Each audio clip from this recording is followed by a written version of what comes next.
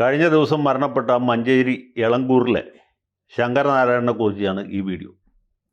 ശങ്കരനാരായണൻ്റെ മരണം മിക്കവാറും പത്രങ്ങളിലും ടി വി ചാനലുകളിലുമൊക്കെ സാമാന്യം വലിയ വാർത്തയായിട്ട് വന്നു. ഇദ്ദേഹം ഏതെങ്കിലും പാർട്ടിയുടെ നേതാവായിരുന്നില്ല, സമുദായ സംഘടനയുടെ നേതാവായിരുന്നില്ല, മതമേലധ്യക്ഷനായിരുന്നില്ല, MLA യോ MP യോ മന്ത്രിയോ ഒന്നും ആയിരുന്നില്ല. വെറും സാധാരണക്കാരൻ. പശുക്കളെ കറന്ന് ജീവിതോപായം കണ്ടെത്തിയിരുന്ന ഒരു മനുഷ്യൻ. അദ്ദേഹത്തിന് 3 മക്കളായിരുന്നു. മൂത്ത 2 ആൺമക്കളും ഏറ്റവും ഇളയത് ഒരു പെൺകുട്ടി. 13 വയസ്സുള്ളപ്പോൾ ആ പെൺകുട്ടി കൊല്ലപ്പെട്ടു. കൊലപാതകി തൊട്ട അയൽവാസി തന്നെയായിരുന്നു. ഈ വീടുമായിട്ട് വളരെ അടുപ്പമുള്ള ഒരു ചെറുപ്പക്കാരൻ, മുഹമ്മദ് കോയ. മുഹമ്മദ് കോയയ്ക്ക് അന്ന് 24 വയസ്സാണ്. മരണപ്പെട്ട കൃഷ്ണപ്രിയയ്ക്ക് 13 വയസ്സാണ്. കൃഷ്ണപ്രിയയുടെ കഴുത്തിലുള്ള മാല തട്ടിയെടുക്കാൻ വേണ്ടിയിട്ടാണ് ഇയാൾ ഈ കൊലപാതകം ചെയ്തത്. കൃഷ്ണപ്രിയയെ ആളൊഴിഞ്ഞൊരു കുറ്റിക്കാട്ടിലേക്ക് കൊണ്ടുപോയി മാല തട്ടിയെടുത്തു. മാല എടുത്തതിൻ്റെ പെൺകുട്ടി വീട്ടിൽ പറഞ്ഞാലോ എന്ന് പേടിച്ച് അവളെ കൊല്ലാൻ തീരുമാനിച്ചു. ഏതായാലും കൊല്ലാൻ പോവുകയാണല്ലോ എന്ന് കരുതി ബലാത്സംഗവും ചെയ്തു. അങ്ങനെ പെൺകുട്ടിയെ ബലാത്സംഗത്തിന് ശേഷം കഴുത്ത് ഞെരിച്ച് കൊലപ്പെടുത്തി മൃതദേഹം കുറ്റിക്കാട്ടിൽ ഉപേക്ഷിച്ച് മുഹമ്മദ് കോയ സ്വന്തം വീട്ടിലേക്ക് പോയി. അദ്ദേഹം കുളിച്ച് ഐശ്വര്യമായിട്ട് വീട്ടിലേക്ക് എത്തി. അപ്പോഴത്തേക്കും ഈ കൃഷ്ണപ്രിയയെ കാണാനില്ല എന്നുള്ള വാർത്ത നാട്ടിൽ പരന്നു. വീട്ടുകാരോടൊപ്പം ഈ അന്വേഷണത്തിനൊക്കെ മുഹമ്മദ് കോയ മുന്നിട്ട് നിന്നു. പോലീസ് വന്നു, പുറകെ പോലീസ് നായ വന്നു. പോലീസ് നായ വന്നപ്പോഴാണ് മുഹമ്മദ് കോയക്ക് ഉൾക്കിടിലുണ്ടായത്. കാരണം ഈ പോലീസ് നായയെക്കുറിച്ച് നമ്മുടെ നാട്ടിൻപുറത്ത് പല കഥകളും പ്രചരിച്ചിട്ടുണ്ട്. പോലീസ് നായയ്ക്ക് വലിയ അമാനുഷികമായ കഴിവുകളുണ്ട്. ആരെ വേണമെങ്കിലും എപ്പോൾ വേണമെങ്കിലും മണത്ത് കണ്ടുപിടിക്കും. ഏത് കുറ്റവാളിയെയും നിർദ്ദയമായിട്ട് പിടിക്കാനുള്ള കഴിവ് പോലീസ് നായക്കുണ്ട് എന്നൊക്കെയാണ്. ഏതായാലും മുഹമ്മദ് കോയ ആ സെക്കൻഡിൽ മുങ്ങിക്കളഞ്ഞു. ഇയാളുടെ തിരോധാനം പോലീസിൻ്റെ ശ്രദ്ധയിൽപ്പെടുകയും 2-ാം ദിവസം അദ്ദേഹത്തെ പോലീസ് അറസ്റ്റ് ചെയ്തു. നമ്മുടെ നാട്ടിലെ രീതി അറിയാലോ. മുഹമ്മദ് കോയയാണ് കുറ്റവാളി എന്നെല്ലാവരും അറിഞ്ഞു. കുറേ ദിവസം ഇയാൾ ജയിലിൽ കിടന്നു. കുറച്ച് കഴിഞ്ഞപ്പോൾ അയാൾക്ക് ആ ബഹുമാനപ്പെട്ട സെഷൻസ് കോടതി ജാമ്യം കൊടുത്തു. Bail is the rule and jail is the exception എന്ന് പറയും. അങ്ങനെ അദ്ദേഹത്തിന് ജാമ്യം കിട്ടി. പുള്ളി പഴയ പോലെ മദ്യപാനവും അസാൻമാർഗിക പ്രവൃത്തികളുമായിട്ട് നിർഭയനായിട്ട് നെഞ്ചു വിരിച്ച് നടക്കാൻ തുടങ്ങി. അപ്പോൾ ഇത്രയും കഴിഞ്ഞപ്പോൾ ഈ ശങ്കരനാരായണൻ എന്ന് പറഞ്ഞ അച്ഛൻ മറ്റ് ചില കൂട്ടാളികളുടെ സഹായത്തോടുകൂടി ഇയാൾക്ക് മദ്യം വാങ്ങിക്കൊടുക്കുകയും മദ്യപിച്ച് ഏറെക്കുറെ അബോധാവസ്ഥയിലായിരുന്ന മുഹമ്മദ് കോയയെ ഈ നാടൻ തൂക്കുകൊണ്ട് വെടിവെച്ച് കൊന്ന് മൃതദേഹം സമീപത്തുള്ള ഒരു പൊട്ടക്കിണറ്റിൽ, ഉണങ്ങിയ കിണറായിരുന്നു, കിണറ്റിൽ വെള്ളം ഉണ്ടായിരുന്നില്ല, ആ കിണറ്റിൽ മണ്ണ് മാന്തി അവിടെ കുഴിച്ചിട്ടു. കുറച്ച് ദിവസം കഴിഞ്ഞപ്പോൾ ഈ കിണറ്റിൽ നിന്ന് ദുർഗന്ധം വമിച്ചു. അന്വേഷിച്ചപ്പോൾ മുഹമ്മദ് കോയയുടെ ബോഡി കണ്ടെത്തി. അപ്പോൾ പോലീസുകാർക്ക് പെട്ടെന്ന് കാര്യം മനസ്സിലായി ആരാണ് ഇതിൻ്റെ പുറകിൽ എന്നുള്ളത്. ചത്തത് കീചകനെങ്കിൽ കൊന്നത് ഭീമൻ എന്ന ന്യായപ്രകാരം ശങ്കരനാരായണനെ അറസ്റ്റ് ചെയ്തു. 2 കൂട്ടാളികളെ അറസ്റ്റ് ചെയ്തു. ആ 3 പേർക്കെതിരെ 302-ാം വകുപ്പ് പ്രകാരം കുറ്റം ചുമത്തി മഞ്ചേരി സെഷൻസ് കോടതിയിൽ വിചാരണ ചെയ്തു. അഡീഷണൽ സെഷൻസ് ജഡ്ജിയാണ് വിചാരണ നടത്തിയത്. എൻ്റെ ഓർമ്മയിലൊരു വനിതാ ജഡ്ജിയാണ്. അവിടെ കുറ്റം തെളിഞ്ഞതായിട്ടാണ് അവിടുത്തെ ജഡ്ജിക്ക് തോന്നിയത്. ശങ്കരനാരായണനെ ജീവപര്യന്തത്തിന് ശിക്ഷിച്ചു. കൂട്ടാളികൾക്ക് കുറഞ്ഞ ശിക്ഷ 3 കൊല്ലം തടവും പിഴയുമായിരുന്നു എന്നാണ് ഞാൻ കരുതുന്നത്. ഏതായാലും അതിനുശേഷം ഇയാളെ ശിക്ഷിക്കുന്നത് 2005 ഒക്ടോബർ മാസത്തിലാണ്. സാധാരണഗതിയിൽ ഇങ്ങനെയുള്ള അപ്പീലുകൾ 3-4 ചിലപ്പോൾ 5-6 ഒക്കെ കൊല്ലം പെൻഡിങ് ആയിട്ട് കിടക്കും. പക്ഷേ ശങ്കരനാരായണൻ്റെ കാര്യത്തിൽ ഒരു ദൈവാധീനം ഉണ്ടായി. അപ്പീൽ ഹൈക്കോടതി വേഗം തന്നെ കേട്ടു. ചീഫ് ജസ്റ്റിസ് VK ബാലിയും ജസ്റ്റിസ് JV കോശിയും ഉൾപ്പെട്ട ഡിവിഷൻ ബെഞ്ചാണ്. പ്രഗത്ഭ അഭിഭാഷകനായിരുന്ന MK ദാമോദരനാണ് ശങ്കരനാരായണന് വേണ്ടി ഹാജരായത്.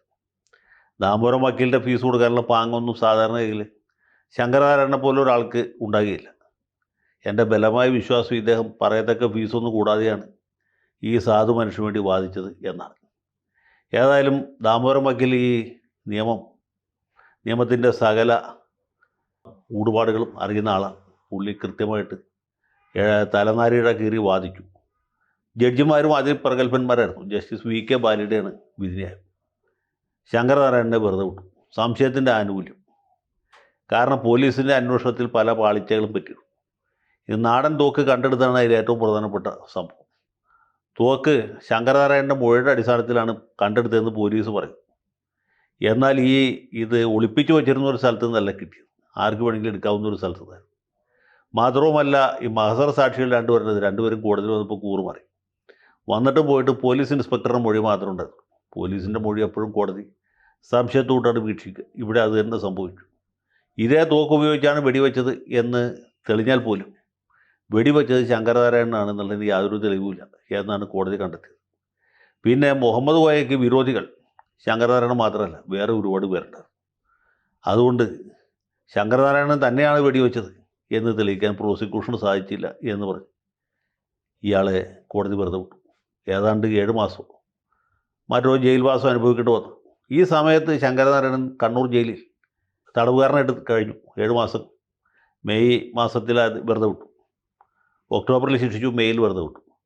അപ്പോൾ ഇത്രയും കുറഞ്ഞ സമയമേ ജയിലിൽ കിടക്കേണ്ടി വന്നുള്ളൂ. പക്ഷേ ആ സമയത്ത് ഇദ്ദേഹം അവിടെ ഒരു താരമായിരുന്നു.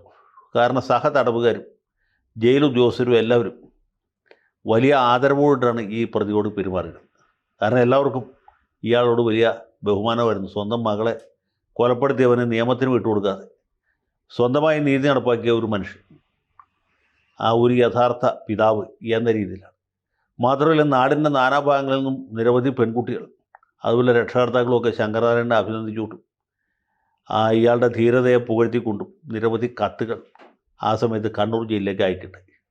ശങ്കരനാരായണൻ കണ്ണൂർ ജയിലിൻ്റെ മുറ്റത്ത് ഒരു പൂന്തോട്ടം ഉണ്ടാക്കി അവിടെ റോസച്ചെടികൾ നട്ടുപിടിപ്പിച്ചു എന്നൊക്കെ ആ സമയത്ത് പത്രത്തിൽ വായിച്ച ഓർമ്മ. ഏതായാലും കോടതി വെറുതെ വിട്ടതിന് ശേഷം ശങ്കരനാരായണൻ തൻ്റെ വീട്ടിലേക്ക് തിരിച്ചു വന്നു. ഇത്രയും കാലം അവിടെ കഴിഞ്ഞു. ഇപ്പോൾ അദ്ദേഹം അനിവാര്യമായ മരണത്തിന് കീഴടങ്ങി. എന്തുകൊണ്ടാണ് ശങ്കരനാരായണനെ പോലെ ഒരു പിതാവ് ഇവിടെ ആഘോഷിക്കപ്പെടുന്നത് എന്ന് ചോദിച്ചാൽ, നമ്മുടെ നാട്ടിലെ സാധാരണക്കാർക്ക് ഈ പോലീസിൻ്റെ നിയമപരിപാലനത്തിലും കോടതികളുടെ നീതി ന്യായ നിർവഹണത്തിലും ഒക്കെ വിശ്വാസം പണ്ടേ നഷ്ടപ്പെട്ടു. പ്രതികളെ ശിക്ഷിക്കണമെങ്കിൽ ഈ ഇരയും അവരുടെ കുടുംബാംഗങ്ങൾ തന്നെ രംഗത്തിറങ്ങണം എന്ന ഒരു പൊതുബോധം ശക്തമായിട്ടുണ്ടായിട്ടുണ്ട്. സാധാരണഗതിയിൽ ഇങ്ങനെ നിയമം കൈകളിലെടുത്ത ഒരാളെ ആളുകൾ ആദരിക്കുകയല്ല ചെയ്യേണ്ടത്, ബഹുമാനിക്കുകയല്ല ചെയ്യേണ്ടത്. പക്ഷേ നമ്മുടെ നാട്ടിലെ സംവിധാനം ആകെ കുത്തഴിഞ്ഞു എന്ന് മാത്രമല്ല, കീഴ്മേൽ മറുകയും ചെയ്തിരിക്കുന്നു. അതുകൊണ്ടാണ് ശങ്കരനാരായണനെ പോലെ ഒരാൾ ഈ നാട്ടിൽ ഇത്രയധികം ആദരിക്കപ്പെട്ടത്. അയാളുടെ മരണം ഇത്ര വലിയ വാർത്തയായിട്ട് മാറി. ഇതുമായി ബന്ധപ്പെട്ട എല്ലാ പത്രവാർത്തകളും നിങ്ങൾ ശ്രദ്ധിക്കുക, അല്ലെങ്കിൽ TV ചാനലുകൾ വന്ന് വാർത്തകൾ ശ്രദ്ധിക്കുക. എല്ലായിടത്തും ശങ്കരനാരായണൻ ഒരു വീരപുരുഷനായിട്ടാണ് അല്ലെങ്കിൽ അമാനുഷനായിട്ടാണ് ചിത്രീകരിക്കപ്പെട്ടത്. അങ്ങനെയല്ല ചിത്രീകരിക്കപ്പെടേണ്ടിയിരുന്നത്. പക്ഷേ ആ രീതിയിൽ ചിത്രീകരിക്കപ്പെട്ടത് ഇവിടെ സ്ത്രീ സുരക്ഷയെക്കുറിച്ച് വലിയ വലിയ വർത്തമാനങ്ങൾ നടക്കുമ്പോഴും മറിച്ചുള്ള അനുഭവമാണ് നമ്മുടെ നാട്ടിൽ ഉണ്ടായിക്കൊണ്ടിരിക്കുന്നത്. സ്ത്രീകളുടെ മാനത്തിനും ജീവനും യാതൊരു വിലയും ഉണ്ടാകുന്നില്ല എന്ന തിരിച്ചറിവ് കൊണ്ടാണ് ജനങ്ങൾ ഇതുപോലുള്ള ആളുകളെ പ്രശംസിക്കുന്നതും അവരുടെ മറ്റു വിധത്തിൽ കുറ്റകരമായ പ്രവൃത്തികളെ ന്യായീകരിക്കുന്നതും അതിനെ പാടിപ്പുകഴ്ത്തുന്നു. ഏതായാലും ശങ്കരനാരായണൻ്റെ സ്മരണയ്ക്ക് മുന്നിൽ ആദരാഞ്ജലി അർപ്പിക്കുന്നു. കൃഷ്ണപ്രിയയ്ക്ക് നീതി ലഭിച്ചു എന്ന് ഞാൻ വിശ്വസിക്കുന്നു. ഒരുപക്ഷെ ഈ ഒരു ധാർമ്മികമായ ബോധ്യമുള്ളതുകൊണ്ടായിരിക്കും ബഹുമാനപ്പെട്ട ഹൈക്കോടതി ഡിവിഷൻ ബെഞ്ച് അയാളുടെ ശിക്ഷ റദ്ദാക്കിയതും വെറുതെ വിട്ടതും എന്നുകൂടി ഞാൻ ആത്മാർത്ഥമായിട്ട് വിശ്വസിക്കുന്നു.